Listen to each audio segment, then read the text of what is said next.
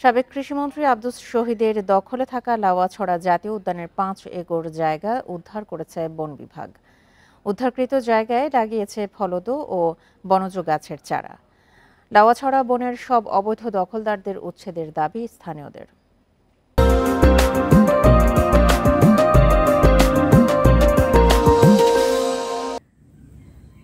সম্প্রতি মৌলভীবাজারের কমলগঞ্জের সংরক্ষিত বনভূমি লাউয়াছড়া জাতীয় উদ্যানের জমি উদ্ধারে কাজে নামে বন বিভাগ। অভিযানে নেমে ডরমেটরি এলাকার ৫ একরের এই জমিটি দখলমুক্ত করে। অবৈধভাবে দখল করে এখানে লেবু বাগান করেছিলেন সাবেক কৃষিমন্ত্রী আব্দুস শহীদ।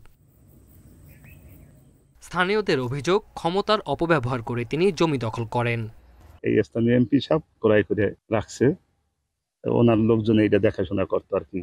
আর এই সাইডে ওনার চা বাগান, এটার সাথে এটাও করতো আর কি, পরিচর্যা করতো। এখন আমরা কর্তন করে চারা লাগাই দিছি। স্থানীয় মন্ত্রী মহোদয় আছে, ওনার আন্ডারে এটা আছে।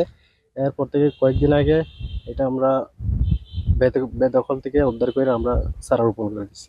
দখলগুলো আছে সবকিছু উদ্ধার করিয়া বন্যপ্রাণী খাবারের গাছ লাগানো কিংবা আবাসস্থান তৈরি করলে লাগাছড়ার জন্য বন্যপ্রাণীর জন্য বন বিভাগের দাবি, আওয়ামী লীগ সরকার ক্ষমতায় থাকাকালে তারা জমি উদ্ধারের উদ্যোগ নিলেও সফল হননি। বর্তমানে উদ্ধারকৃত জায়গায় ৯ প্রজাতির প্রায় ৫,০০০ ফলদ ও বনজ গাছের চারা লাগানো হয়েছে। ৫ একর জায়গা এখানে অনেকটা বেদখলেই ছিল। জায়গাটাকে আমরা বিভিন্ন বন্যপ্রাণী উপযোগী, খাদ্য উপযোগী এবং তার বসবাস উপযোগী কিছু প্রজাতির চারা দিয়ে আমরা প্রায় ৯ প্রজাতির চারা দিয়ে আমরা এই জায়গাটা আপনার পুনরুদ্ধার করেছি।